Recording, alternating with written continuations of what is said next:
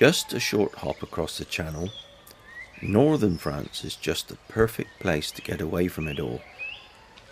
It's a bit of a secret, as this little corner of France is quite often passed by on your way to sunnier climes.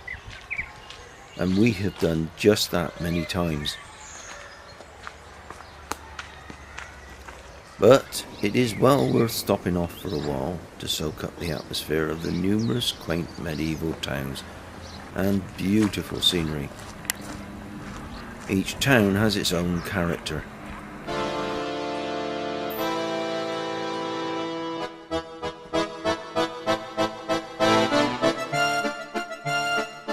There is an abundance of old picturesque places to wander round, with hidden side streets full of surprises.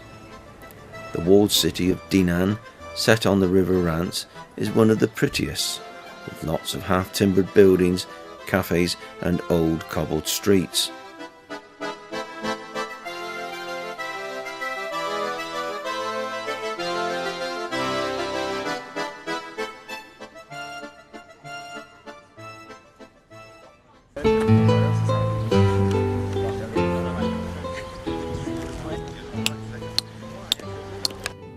Steeped in history and quite rightly proud of their heritage, you may very well come across locals commemorating some historical event.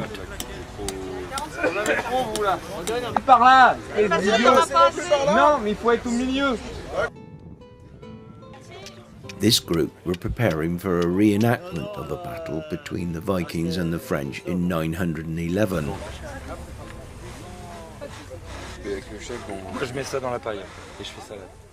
A fierce battle took place, so to avoid any more bloodshed, the King of France gave the Vikings this part of his realm, which in turn became Normandy.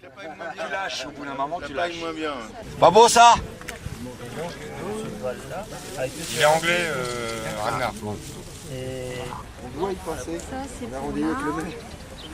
Ouais, c'est... L'événement Hastings. Et William et moi, on se met à fantasme. Alors ça peut être la forme du sabre, la forme de l'arme, la position. One of the main reasons for us to explore this part of France was to visit a well-known landmark that we have passed by many times from a distance, but never took the time to stop and visit. And I think now that no tour in this area would be complete without a visit to the spectacular Mont Saint Michel. Perched on a rocky island surrounded by sandbanks, it is exposed to the powerful tides between Normandy and Brittany.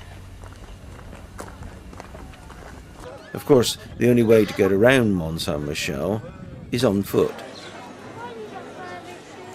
The main gate to the walled city is at the end of a causeway and leads straight to the top via a steep climb. It is packed chock-a-block with souvenir shops, museums, restaurants and tourists.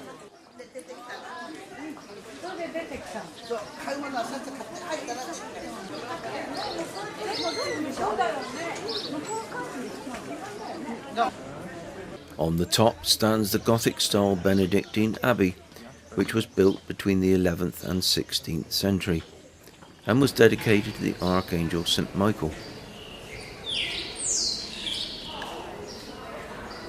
The rocky island of Mont Saint Michel stands on around 247 acres.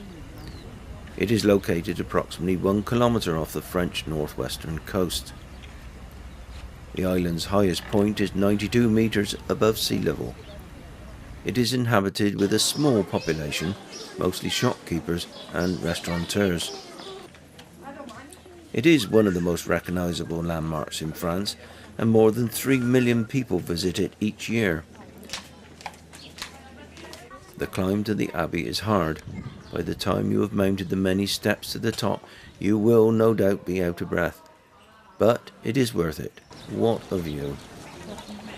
Mont Saint Michel was previously connected to the mainland via a tidal causeway, covered at high tide and revealed at low tide. At roughly 14 metres between high and low tides, it can change so quickly that dangers of quicksand continues to claim lives. It is not really safe to walk on the beach unless you know what you're doing.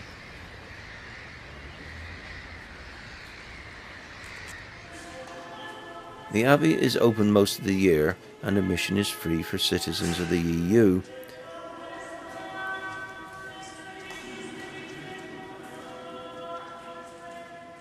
Protected by high walls, the Abbey and church occupy an impregnable position on the island.